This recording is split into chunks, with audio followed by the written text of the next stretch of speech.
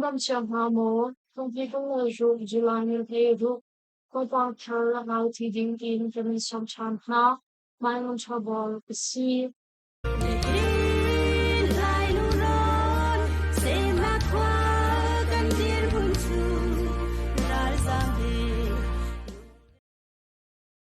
Yamar from the SSP Sural, Gapsikan Patun, Fiang, Tong Tipuni, in love.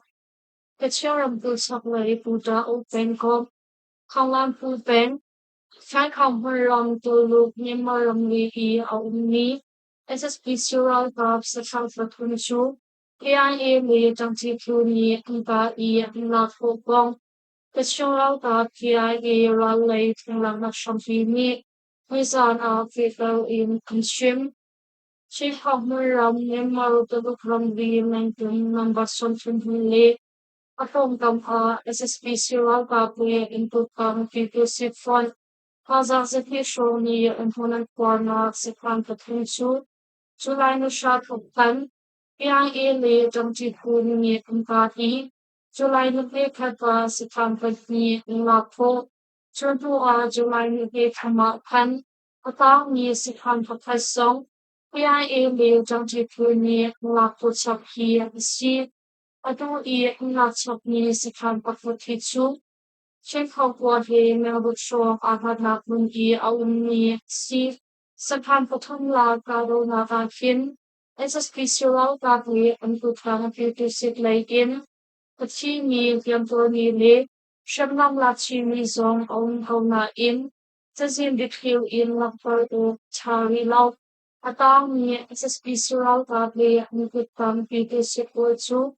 Kalam po Pichua Izambi, Ato KIA Le Jamchipuni, Hilab Ni Sakan Patunhi,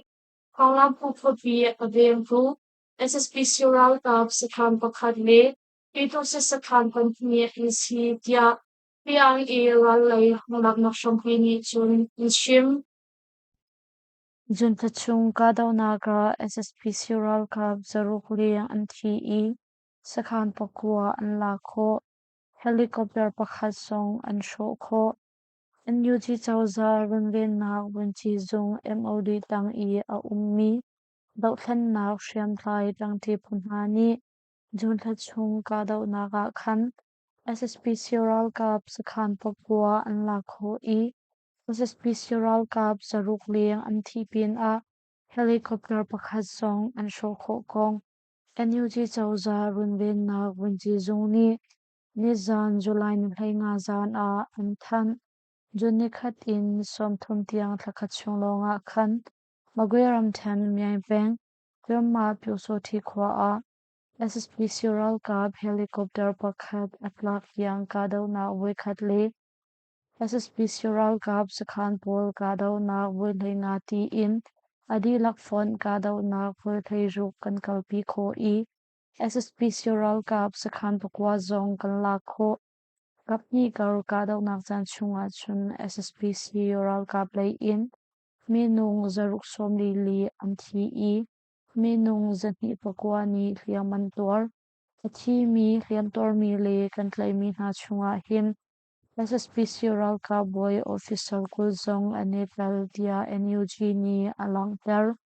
NUG chawza runven na bunchi zung MOD ni hriam na mitlai in member ram hun ke pa ka daw na kan kalpi choma na ka him daw khan na ka to tu miza pi ven him tu phu kip PDF le pa ka pha na chu nin chang ngai mi phu a kan ser I nol pek nak pakhat in ukshwe nak chain of command kan kalpi choma chuti I kan kal choma lewa chun daning tari ram than thawai pen kom a shambut mi steel butterfly force shamplai phu zong fiza pi dau than na ka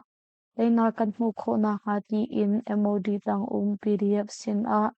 zumok thak ti in an rak ifon ve chu cha a steel butterfly force shamplai phu chu thawai pen kom PDF number pakhat battalion I division pakhata anum changlai I Visual in daw khan nak rian kalpi lai kong song NUG chawza runven nak bunchi zung ni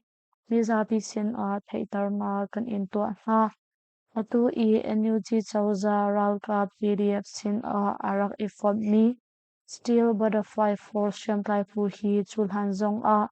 maumakan palik sakhan ka dau nak yankin haidon ka dau nak Imo khwa ka dau nak le azam mi SSP Siral ka pol ka dau nak zong a PDF le pa ka pha battalion ha he atang ti mi phupakhat si dia NUG chawza runven nak winchi zong ni an thamia chun an lang tar chi Meeting pen zuri mi PDF al kapatni mi torchumi pathat lumfim lautiang in unhal. Sagaram chan meeting pen zuri mi. Meeting pen PDF battalion patni in lang kapatni mi. Kumhim nak alati torchumi pathat chu. Lumfim lautiang in unhal kong. Meeting pen tholang nak shampi mi mizan unchim. Linkin Pen Pedro Pupong Wellington Nakalatu, question me Pomili Chu Linkin Pen PDF Battalion Patni Im, Raka Patni ni Aluancia July Nubekizana Kamizuriku in Anval E, Faktok in Anval Ruang Zaze Buzat Chung Lufing Lau in Untia Pai Si, Zuri mi PDF Patni ni Zan Anval Ki CE, advertising Zinglei Thawngchimnak Hong Thawngchimnak Papua in Pashaga Shonga Anval E Zinglei Thawngchimnak Nekashonga Linkin Pen PDF Battalion Pagni in Deputy Battalion Commander Zong Ama Pumpak in Alakra E Zuan Jijuang Asidia Make Sure Mahalha Pinto Kwahi Ahimpo Nabita Di in Question ni kupong kampa Pilipina Laton. Ako'y le inantingaw atin efral kapatid ni ipagbo kantaan soy. Malatong ni pumiwen ni sun.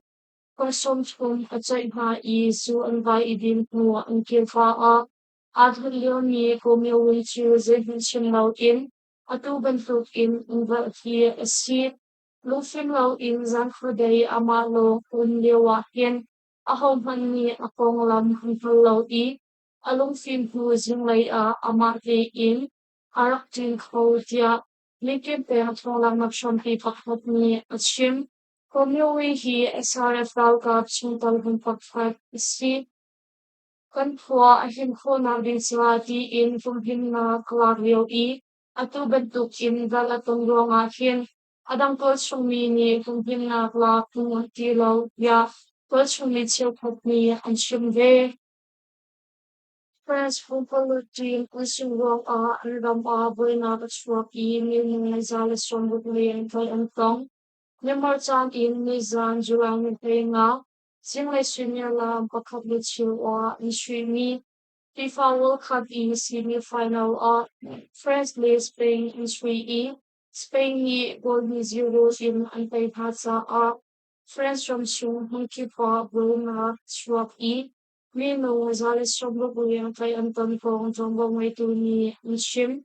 Kongkolu Tree Adiba Tsanga Khan, French Asungwang Paris Leon Kotni Fortune Chiu Kotsu, Timpundu Ilalampi Sung Nishua Nombong Paul May in Unkabin Hong Kong, firework was in Palikpol and Kaharo Buena Kachua here a seat whereby nagawa ng labi nili Fonso ni Solo Minong Zales from the Valencian Falik ni Tia friends from Jumbo Way to ni Shim.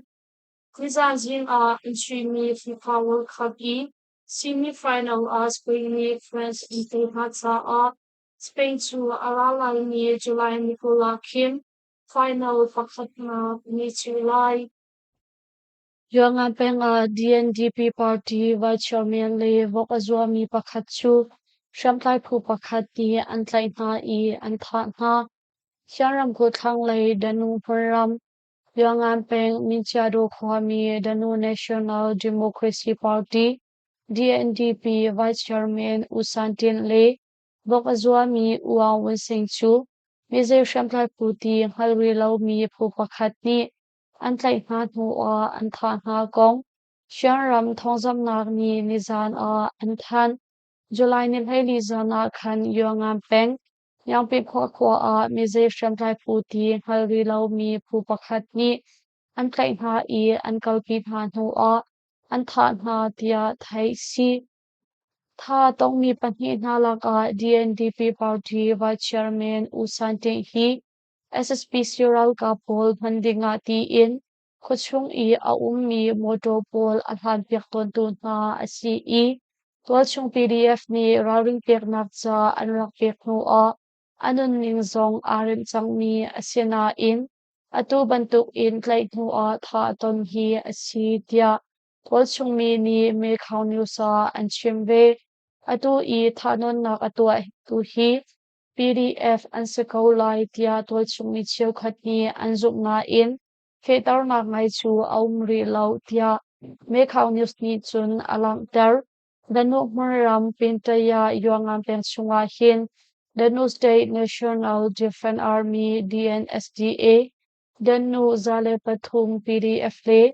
Danu People Liberation Army DPLA Shamplai Punhani, Shamsham In Longay Nak Alatu, SSP Sural Kapol Ankaton Ha Tia Thai Si. Mian peng a SSP Sural Kap ni tual chumi pan ni an tha hna I in chiao khat song an khang magweram chan mian peng a ralam sial mi SSP Sural Kapol ni kan na khwa le la khau pin khwa an lu hno I nak in chiao khat an khang piak hna pin a chul nak ngai lo tual chumi pan ni zong an tha hna kong mian dau mi information ni nizan a an than July ni hlei thuma khan mia peng chung a ralam sial mi SSP Sural Kapol ni kanna khwa an lu hno I tual chung mi nak in chiao khat mai in an khang pin a chol nak ngai lo tual chung mi pahni zong luk sapur in an tha hna tia thai si chupin a July ni hlei thum ni thiama khan ralam sial mi SSP Sural Kap thazang tam ngai ni chun mia peng la khau pin khwa zong an lu hno I tual chung mi nak in pol mai in an khang piang hna tia thai si chun ho a July ni hlei nga khan atu I ralam sial mi SSP Sural ka pol chu mian peng ai ma khwa in an chuak than I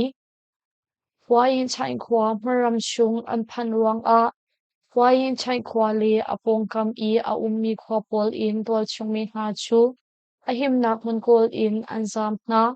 atu I ralam sial choma mi SSP Sural ka pol ni hin pau peng mi chua lei thau sha pin khwa an rak lu hno leo zonga khan tual chung mi kumnak in som li shong mai in an khang piak hna tia miai daw mi information ni an than mi a chun an lang tar chi kan lei kong khwa siang in na SSP Sural Kap ni boman thak I siang hak Chiapa khat at hi minung pariat ni siaman tuar magweram chan namak peng chung I a ni kan lei kong khwa siang in a kap ni kal ka daw na ka lo na in SSP Sural Kap ni chung lei in ka daw na an tuar ruang a Tangsari akai liao mi mau phiu wei u anun na aliam I siang hak Chiapa sari le siang tachim pakhat ni liam man tuar kong namau peng miza piral ka paka phani nizan a an than July ni hlei li chu swimel lam he ni le songa khan kapni kar ka daw na song lo na kan le kong khwa siang in a SSP Sural Kap ni chung le ka daw na an to hi a si I kum hai thum hak Chiapa tang sari akai liao mi mang phiu we u chu makhate a anun na aliam chun kumli in kum hai thum kar siang hak Chiapa sari le kum somni panga upa siang chimnu pakhati in andi lakfon minung pariat ni tiampan tuar SSP Sural Kap ni hin khoi ka hum pau a lalam asial ko I chung le ka daw nak zong du pau in an tua ko mi si cha a lo chung mi bi lak rawin te in kan peng a hel tia nam mau peng miza piral ka paka phani chun lang der Kaya kwa lakabor a SSP Sural Kap ni boman thak na po yung ni tau in yung pagsun and she Sky rom chen mong la pen kom. Oyado pen shining kwa la pakdor a. Let's visual copy edo pao in gomen hakwang a. Now making me perfectly. Ako liyaw mi na detail in verse me katkin yung na liam e. Minong potchat yung papat na ito from Nikan. July Nuveli zali sama kanong yasong buong na wisdom tong men before draw in okay me. Kasi visual ka zero factor patong ni. Eyado pen miswakang lady ako ni kanyi kuwala pagdor a. Paruak mo in bamsaki. Napoleon no pagkat Apoleon ni nape kapatli no papatiin. Ang hirap falso na ngayon Deutsch mo ipatong pinunina liam e. Or papapatli kung papakain sa Florida like seat. Siyam-siyam in nung nagawado may ang hangi daw palaw sinina buat mo a. Love uniform upway. Tutuan dam asyik natin. Peso in so namin lang Diyos yung pa. Lainon na feel like yung natin in so na fifth at what siyang kaut.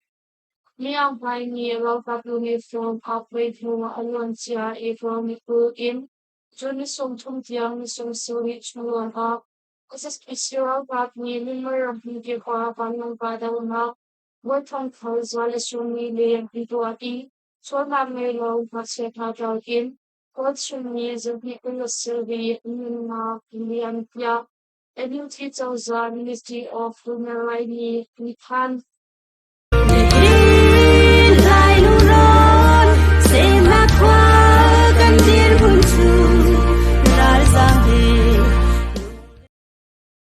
normally post has a convey und Thawngchimnak ang aituwid bilang sumha pangalan Zinglei a panhakar bilang panitong Chiapa